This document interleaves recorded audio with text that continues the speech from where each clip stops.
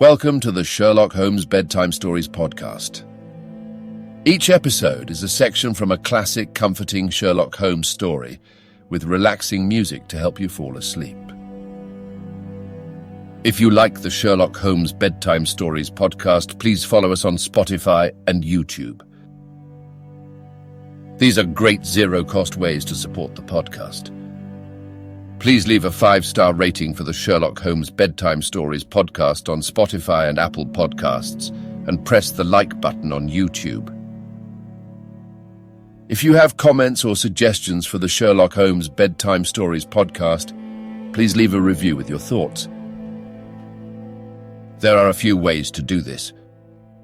On Spotify, leave a comment in the episode's Q&A under the question, "What did you think about this episode?" On YouTube, leave a comment on an episode video. And on Apple Podcasts, write a review for the show. We do read every review and comment and want to make sure this podcast helps you get a good night's sleep. And finally, please follow Sherlock Holmes Bedtime Stories on Instagram. We post about upcoming episodes, fun facts from the world of Sherlock Holmes, and tips to help you get a good night's sleep. Again, it's Sherlock Holmes Bedtime Stories on Instagram. Thank you for joining us this evening.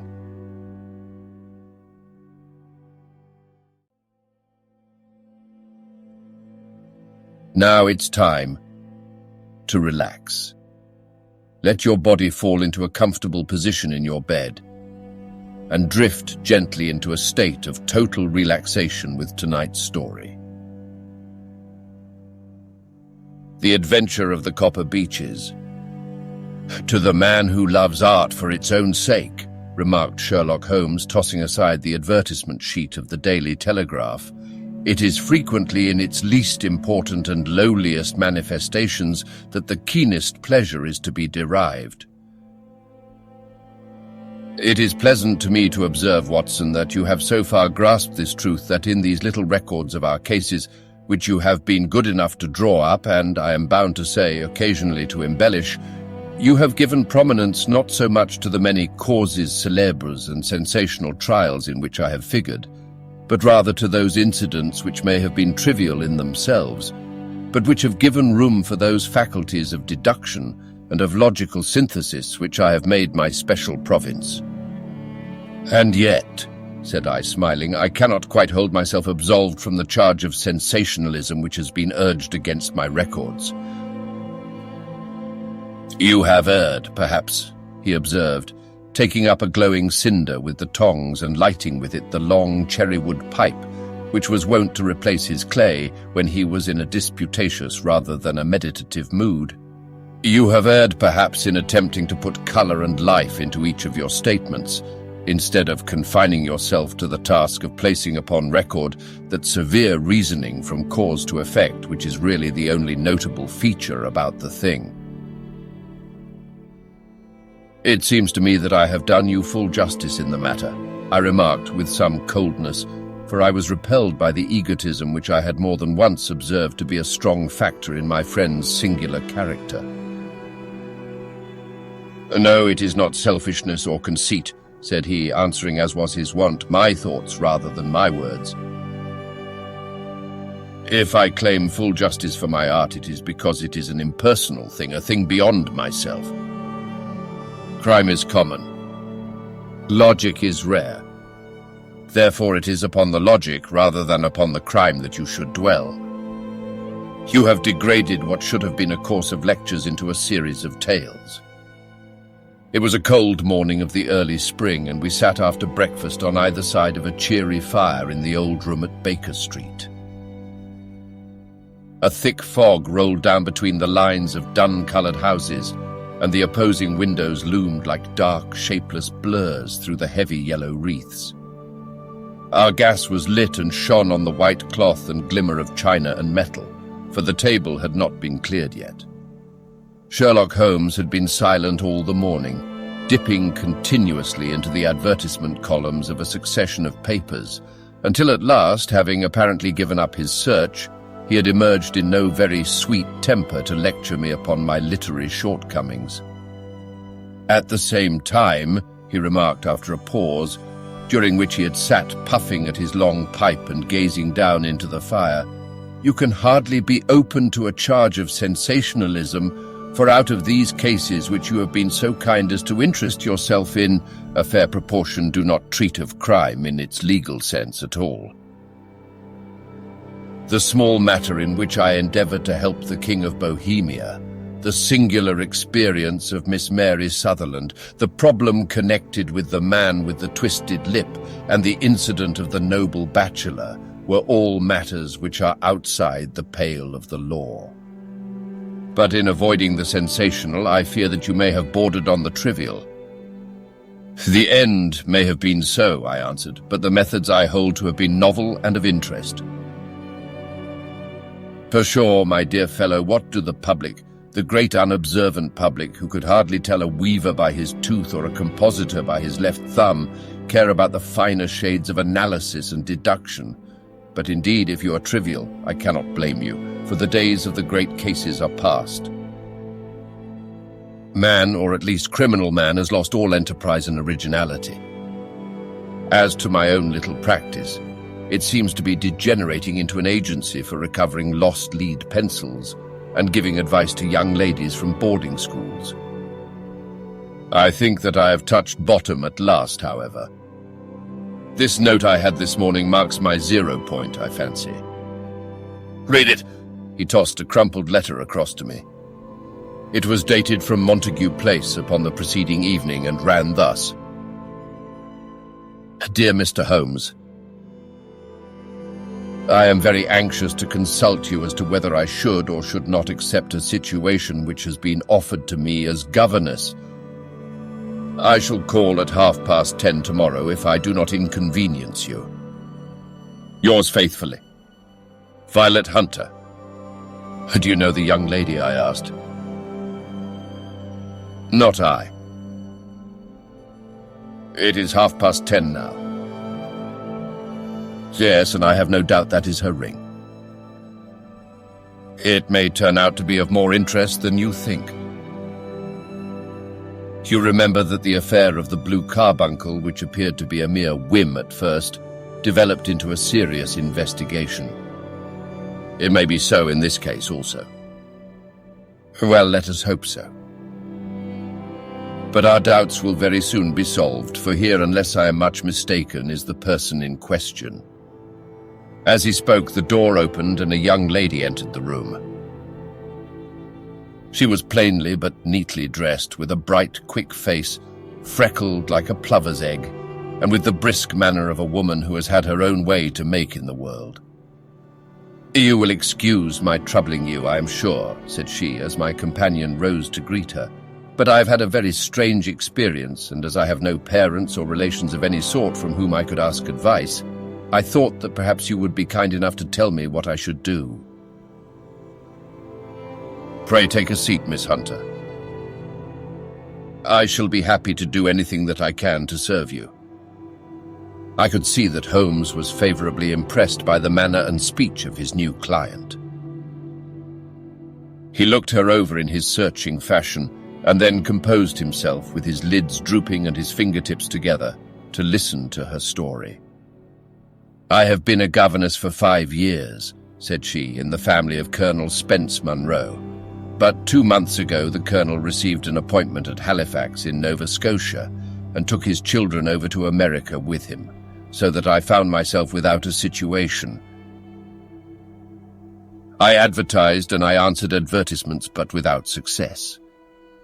At last the little money which I had saved began to run short, and I was at my wits' end as to what I should do. There is a well-known agency for governesses in the West End called Westaway's, and there I used to call about once a week in order to see whether anything had turned up which might suit me.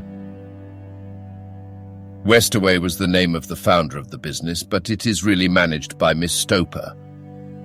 She sits in her own little office, and the ladies who are seeking employment wait in an anteroom, and are then shown in one by one, when she consults her ledgers and sees whether she has anything which would suit them. Well, when I called last week I was shown into the little office as usual, but I found that Miss Stoper was not alone. A prodigiously stout man with a very smiling face and a great heavy chin which rolled down in fold upon fold over his throat, sat at her elbow with a pair of glasses on his nose, looking very earnestly at the ladies who entered. As I came in, he gave quite a jump in his chair and turned quickly to Miss Stoper. "That will do," said he. "I could not ask for anything better." "Capital, capital." He seemed quite enthusiastic and rubbed his hands together in the most genial fashion. He was such a comfortable-looking man that it was quite a pleasure to look at him. "You are looking for a situation, miss?" he asked. "Yes, sir." "As governess?" "Yes, sir." "And what salary do you ask?" "I had £4 a month in my last place with Colonel Spence Munro." "Oh, tut, tut, sweating, rank sweating," he cried, throwing his fat hands out into the air like a man who is in a boiling passion. "How could anyone offer so pitiful a sum to a lady with such attractions and accomplishments?" "My accomplishments, sir, may be less than you imagine," said I. "A little French, a little German, music and drawing." "Tut, tut," he cried. "This is all quite beside the question. The point is, have you or have you not the bearing and deportment of a lady? There it is in a nutshell. If you have not, you are not fitted for the rearing of a child who may someday play a considerable part in the history of the country. But if you have, why then how could any gentleman ask you to condescend to accept anything under the 3 figures?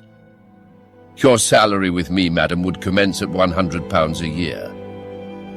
You may imagine, Mr. Holmes, that to me, destitute as I was, such an offer seemed almost too good to be true. The gentleman, however, seeing perhaps the look of incredulity upon my face, opened a pocketbook and took out a note.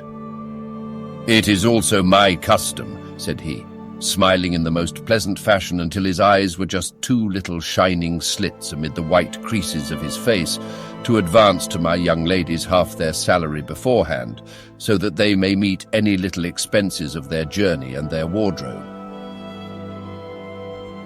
It seemed to me that I had never met so fascinating and so thoughtful a man. As I was already in debt to my tradesmen, the advance was a great convenience, and yet there was something unnatural about the whole transaction, which made me wish to know a little more before I quite committed myself. "May I ask where you live, sir?" said I. "Hampshire." "Charming rural place." "The copper Beeches, 5 miles on the far side of Winchester." "It is the most lovely country, my dear young lady, and the dearest old country house." "And my duties, sir?" "I should be glad to know what they would be." "One child, one dear little romper, just 6 years old. Oh, if you could see him killing cockroaches with a slipper. Smack, smack, smack, 3 gone before you could wink." He leaned back in his chair and laughed his eyes into his head again. I was a little startled at the nature of the child's amusement, but the father's laughter made me think that perhaps he was joking. "My sole duties, then," I asked, "are to take charge of a single child." "No, no, not the soul, my dear young lady," he cried. "Your duty would be, as I'm sure your good sense would suggest, to obey any little commands my wife might give, provided always that they were such commands as a lady might with propriety obey." "You see no difficulty, huh?" "I should be happy to make myself useful." "Quite so. In dress now, for example. We are faddy people, you know, faddy but kind-hearted. If you were asked to wear any dress which we might give you, you would not object to our little whim." "Huh? No," said I, considerably astonished at his words. "Or to sit here or sit there that would not be offensive to you." "Oh, no." "Or to cut your hair quite short before you come to us." I could hardly believe my ears. As you may observe, Mr. Holmes, my hair is somewhat luxuriant and of a rather peculiar tint of chestnut. It has been considered artistic. I could not dream of sacrificing it in this offhand fashion. I am afraid that is quite impossible, said I. He had been watching me eagerly out of his small eyes, and I could see a shadow pass over his face as I spoke. I am afraid that it is quite essential, said he. It is a little fancy of my wife's, and ladies' fancies, you know, madam. Ladies' fancies must be consulted.